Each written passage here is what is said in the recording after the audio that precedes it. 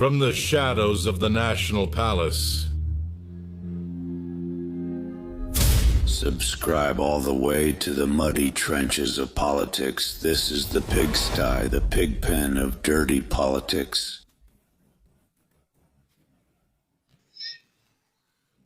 How are you, Lotus Hall residents? Welcome once again to this filthy corner where the truth stinks, but we love to wallow in it. I'm Louis Berman, broadcasting from the pigsty, the political pig pen. Make yourselves comfortable. Grab your favorite bucket of scraps. Today, the stench from the National Palace and northern border is even worse than that from Gerardo Fernandez Noronha. And that's really saying something. Take a deep breath, because you know this is the only corner of politics where we don't shower, since the water is already rotten at the source. Here at La Pasilga, we're the only ones with the guts to go through the week's trash without using gloves. So settle into your favorite puddle. Today, the scent of sovereignty is stronger than ever, and it's certainly not due to cleanliness. Let's begin. Did you see that little smile, my brave little pigs of the resistance?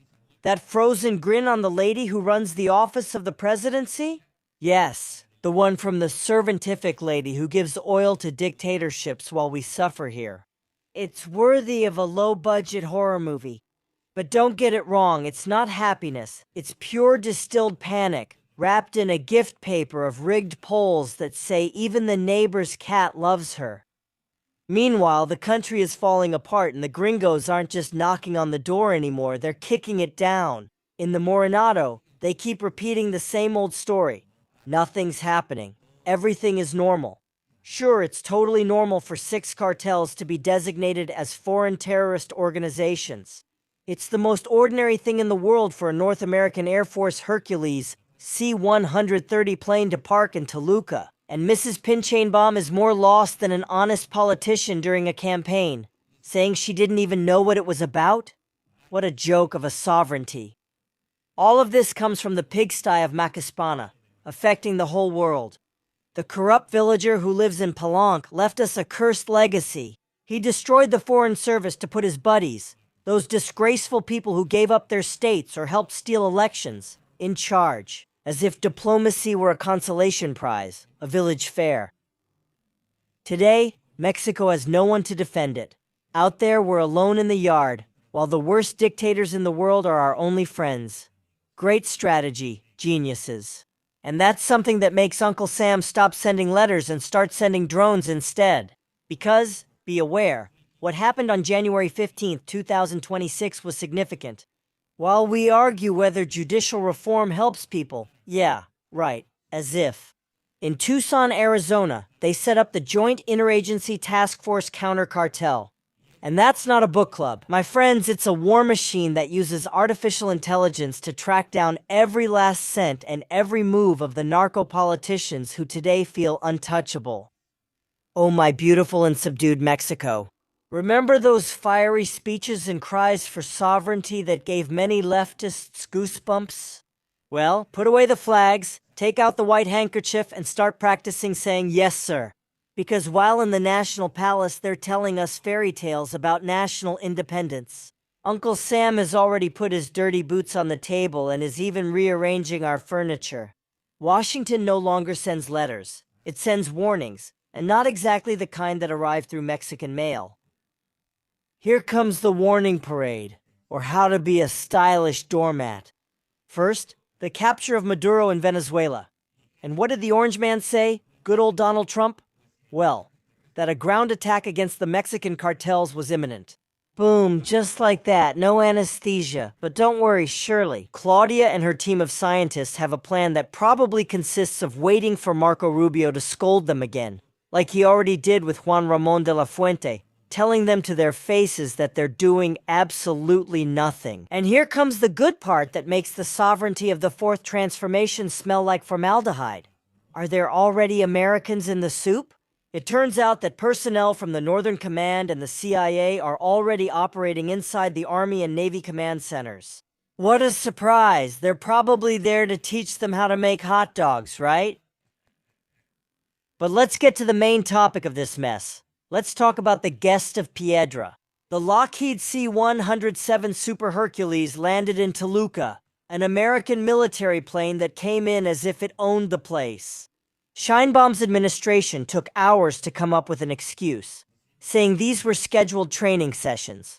Of course, training, so they can show us what an intervention feels like without actually calling it an intervention. The truth is that that little plane is the perfect metaphor for the current security policy. A foreign giant landing on a constitution that no one respects anymore. Article 76, they just ignored it. Just like when they secretly handed over 55 crime bosses. Legality in this country is like a Monday diet, pure pretense.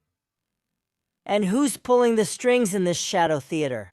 Well, none other than Omar Garcia Harfouch, the golden grandson or the 68 grandson, depending on how you look at it, who has become Washington's very important person gatekeeper in Mexico. He's the one who oversees that the changes in the Army and the Navy carry the stamp of approval from Northern Command. Do you know what's the most ironic thing? That while the radicals of the Fourth Transformation are tearing their hair out, shouting, "Yankees, go home," their own bosses are cleaning the house. But to make the Yankees feel comfortable, they're getting rid of the nationalist legacy of Jumento Macuspano so that Washington will trust us again? How cute it turns out that in this country where we go on and on about the Fourth Transformation and how Mexico deserves respect, we just found out we have visitors, but not just any visitors. It's not the awkward relative who comes to borrow money, right, sir?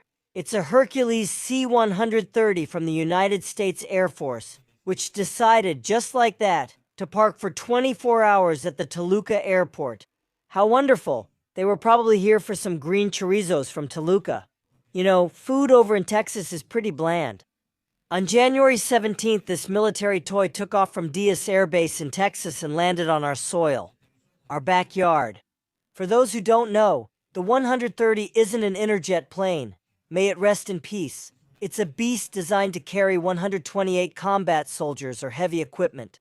Here's where the joke begins. It tells itself. The plane stayed overnight, and on January 18th it took off to an unknown destination and, boom, it disappeared from civilian radars. Like magic, the guy vanished from sight. Even Harry Potter wouldn't go that far. But don't worry, it was surely just a technical failure of the radar, and not that they were using spoofing or electronic warfare techniques. The kind that the FAA, the Federal Aviation Administration of the United States, warned would be happening in our airspace. Yes, my little piggies. Remember that there's a 60-day alert for global positioning system interference due to military activities, but keep believing that your global positioning system failed because you're out of credit on your phone. The funniest part, if you like dark humor and seeing how they fool us, is the context.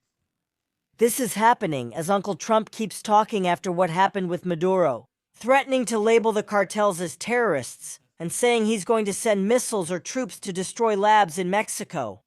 And meanwhile, the opposition in Congress is yelling like they're being stepped on, asking where Article 76 of the Constitution is, which says the Senate must authorize the entry of foreign troops. Our brand new president comes out to tell us that nothing's going on. Claudia, with that smile that looks like someone glued the corners of her mouth, she says there's no United States military activity on national territory? The permit was granted in October, and since the plane didn't carry armed soldiers, the Senate didn't need to be informed. Oh well, what a relief. So, according to the logic of the Security Cabinet, it's just a training program for the Mexican Navy. So, does that mean the Hercules came to give us tactical yoga classes or to teach us how to park a giant plane without the neighbors complaining? Such deep cooperation that we're almost embarrassed to ask if Northern Command already has the keys to the house. To top it off, operations began this weekend against the Jalisco cartel and the Chapo Isidro faction. Coincidence? Please, is this the peace offering so Trump doesn't get so angry? They arrested Mantecas, but the operation against the gardener in Michoacan failed. And guess why? A leak. The pigsty still leaks. Unlike the cafeteria analysts, who say that international treaties don't allow it, here we tell you the truth. The board has changed. Trump is no longer taking courtesy calls. The State Department has already made headlines saying that gradual progress, as President Chichis keeps insisting, is unacceptable, and that they want concrete results to dismantle the networks that protect and the narco-terrorist groups. Their break time is over. In this pigsty, we've identified 3 specimens of Morenistas who keep smiling while the ship is sinking. The idiots, those who believe the story that they're all-powerful because they took over the institutions. Poor, deluded fools. Maduro thought the same before they dragged him out of his lair with sonic weapons. The cynics, the ones who jump from party to party, today they smile with Morena because it's good business, but they've already got their swimsuits on, ready to jump into the next pool of dirty money as soon as they feel the first spark.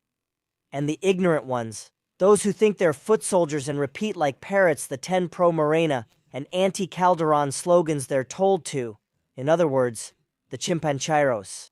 Even if you explain to them in the simplest terms that there are American drones flying over their heads, they'll keep saying it's an honor to be with them. The jerk, yeah, I know it doesn't rhyme, but that's what it is, my dear little pigs. There you have it, national sovereignty. Now it's measured in runway square meters for our northern neighbors. While you all argue about who is more patriotic, the Hercules already came and went, and even took away the memory that the one who really calls the shots does it from the White House. Even though they tell us the office is in the National Palace, don't be fooled by that smile. Mrs. Scheinbaum is faker than a $3 bill. We, the resistance of useful and happy citizens, will keep track of every betrayal, every lie, and every gram of fentanyl that they let through because they were too busy buying elections. Go get some rest. But keep one eye open, and the other one too, because in this pigsty, news travels faster than Drug Enforcement Administration drones.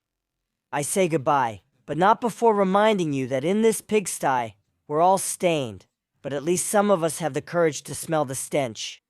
Keep supporting this channel, keep feeding your dose of harsh reality, and please, don't believe that we're the ones in charge here. The one who's really in charge is the one with the Super Hercules. Take care of yourselves, you bunch of sinners.